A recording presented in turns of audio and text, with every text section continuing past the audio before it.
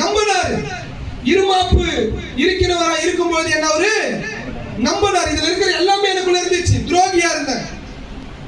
இப்ப வாசிட்டோம் பாத்தீங்களா? பண ஆசை, பொருளாசை, தற்பிரிய, இது எல்லாமே எனக்குள்ள இருந்துச்சு. எல்லாமே இருந்துச்சு, பயங்கரமா இருந்துச்சு. அதனால நான் சொன்ன டைம் பார்த்தாரு. அப்புறம் கதைக்குள்ள போக ஆரம்பிச்சிடும்.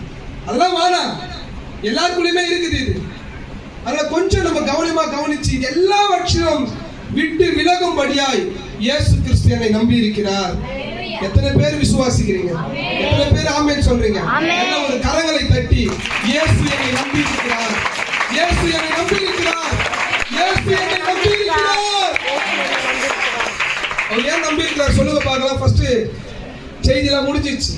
ஃபர்ஸ்ட் ஜென்ஸ் சைடுல சொல்லுங்க. ஏன் அவர் நம்பி இருக்கிறாரு? நான் நல்ல கார் வாங்கணும், தப்பு கிடையாது. நான் சொல்றது நீங்க கவனிக்கணும். அது தவறா சொல்ல வரல. அது தேவைகள், வளர்ச்சி வேறு.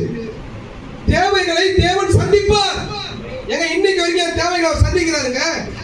நீங்கள் கேட்கிறதற்கு முன்னதுமே உங்களுக்கு என்ன வேண்டும் என்பதை உங்கள் பரமபிதா அறிந்திருக்கிறார். என் தேவைகளை அவர் அறிந்திருக்கிறார்.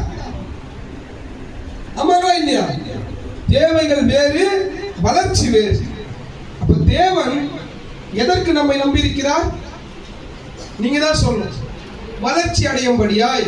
அப்ப நான் வளர்ச்சி அடையணும்னா பண்ண எல்லாவற்றையும் அப்ப எதுக்கு நம்புறார் ஆண்டவரு?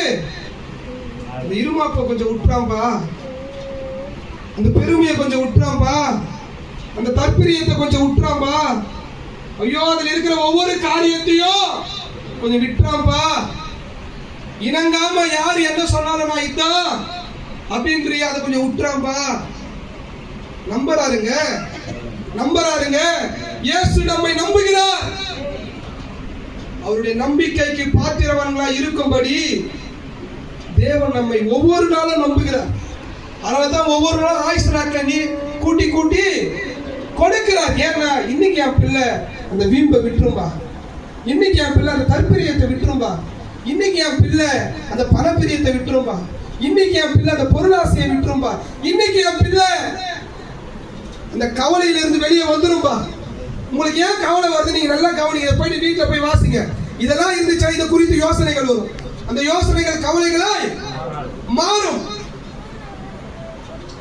நான் இதுக்கான ஆள் கிடையாதுங்க. நான் வேற ஒரு ஆளு. அந்த போர்டு பாத்தீங்களா? இன்னும் 4 மாசத்துல முடிய போகுது வருஷம். அதுக்காக ஆரம்பத்தில் நம்ம என்ன பண்ணோம்? நிறைய பெயர்களை எழுதி குத்தோம், ஜெபிச்சோம், பிரயாசப்பட்டோம். இன்னைக்கு எந்த நிலைமையில இருக்கிறோம்? எத்தனை பேர் யோசிக்கிறீங்க?